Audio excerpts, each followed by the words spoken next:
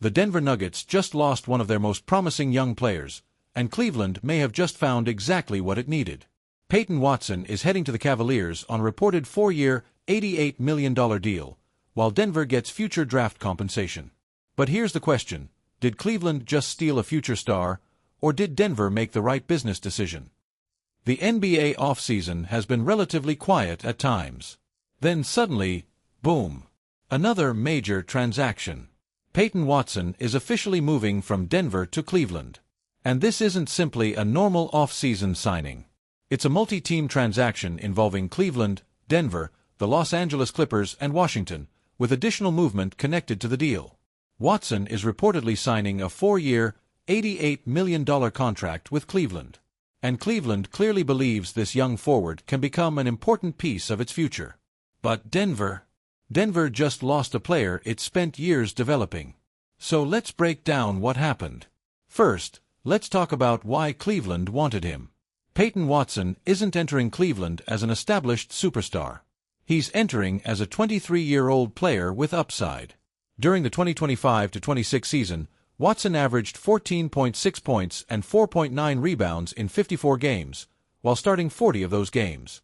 Those numbers might not immediately jump off the screen. But Cleveland isn't paying $88 million for what Watson has already accomplished. They're paying for what they believe he can become.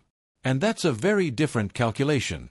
The Cavaliers have a talented core. They have Donovan Mitchell. They have Evan Mobley.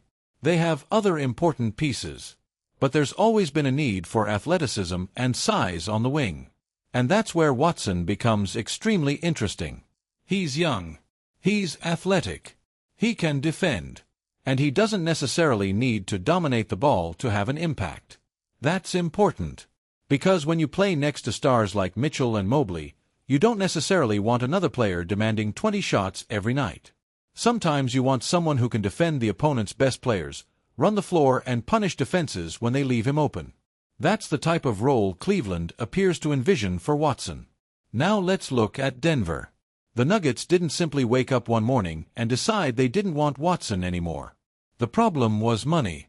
Watson was a restricted free agent. Denver had the opportunity to match an offer, but ultimately the two sides couldn't reach a new contract, leading to the sign and trade. And that's where the NBA salary cap game becomes fascinating. Denver had to decide, how much is Peyton Watson actually worth?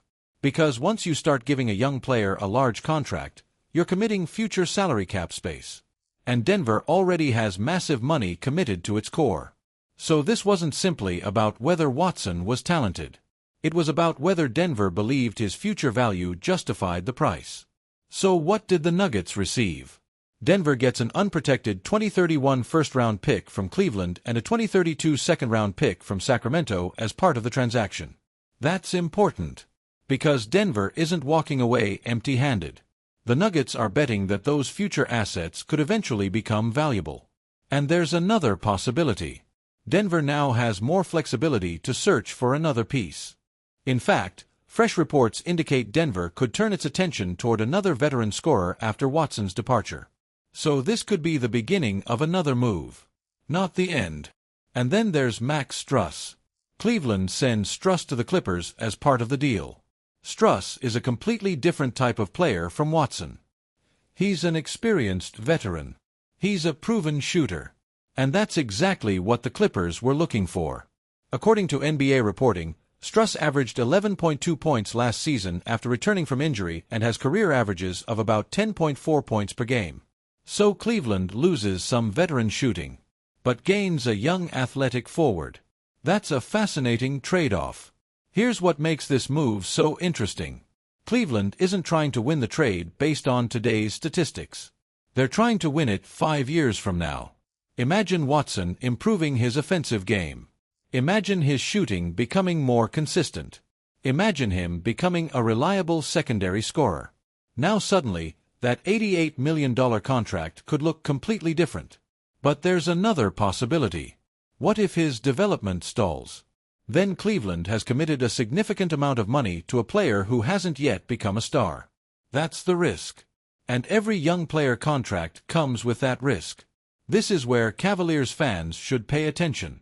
Donovan Mitchell doesn't need another superstar who dominates the ball. He needs players who make his life easier. Watson could potentially do exactly that.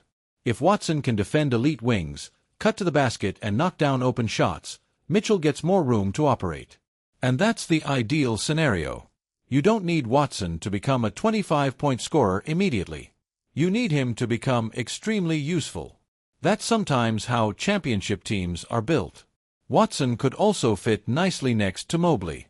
Mobley gives Cleveland size and defensive versatility.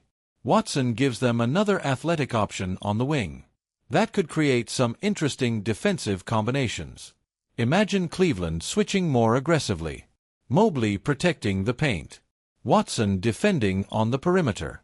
Mitchell focusing more on offense. Suddenly, Cleveland starts looking like a much more balanced roster. This is important. One trade doesn't automatically make the Cavaliers contenders. They still have questions. They still need consistency. They still need to prove they can perform in the postseason. And Watson himself still has to develop. So I'm not going to sit here and tell you, the Cavaliers just won the championship. No. But I will say this. Cleveland just made a very interesting long-term move. And it could become one of the most important off-season decisions of the year. Now we get to the biggest question. Did Denver make a mistake? Honestly, it's too early to know. If Watson becomes an all-star level player, Denver could eventually regret this decision. If Watson remains a solid rotation player, Denver may look smart for refusing to overpay. And if that future Cleveland first-round pick turns into something special, the Nuggets could end up winning this transaction after all. That's why trades like this can't be judged only on day one. The real winner may not be obvious until 2031 or 2032. If I'm Cleveland, I like the move. You're betting on a young player with physical tools, defensive ability, and room to improve. And Cleveland already has the star foundation around him. If Watson develops his offensive game, this could become a fantastic contract. For Denver, I also understand the decision.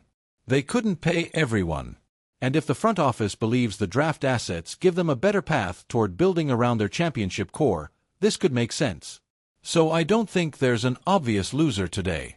But there is one team taking the bigger gamble. Cleveland. Because they're betting $88 million that Watson becomes much more than the player he is today. Peyton Watson is now a Cleveland Cavalier. The reported deal is 4 years and $88 million. Denver gets future draft capital. The Clippers get Max Strus. And Cleveland gets a young player who could become one of the most interesting forwards in the Eastern Conference. But here's the real story. Cleveland isn't paying Peyton Watson for yesterday. They're paying for tomorrow. And if Watson becomes the player Cleveland believes he can be, this could look like one of the smartest moves of the entire offseason. But if he doesn't, Denver may eventually be celebrating that future first-round pick. So what do you think? Did Cleveland make the right decision giving Peyton Watson $88 million? Or did Denver make the smarter move by taking the future draft picks? Comment. Cavs win or Nuggets win? And if you want daily NBA news, trades, rumors, and analysis, subscribe to NBA Blitz.